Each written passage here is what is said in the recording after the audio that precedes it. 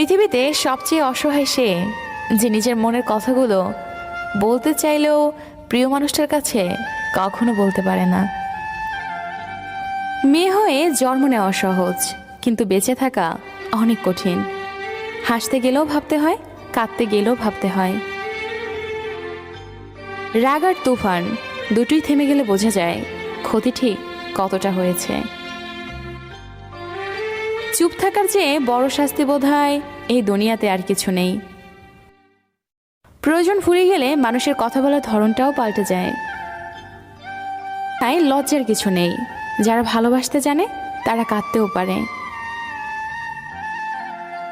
নিজের ভালো লাগা, মন্দ লাগা, কষ্টের অনুভূতিগুলো কাউকে দেখাতে পারো না, একটু চিৎকার করে কাঁদতে পারে না, শুধু মৃদু হাসির আড়ালে চোখে জল লুকিয়ে রাখে।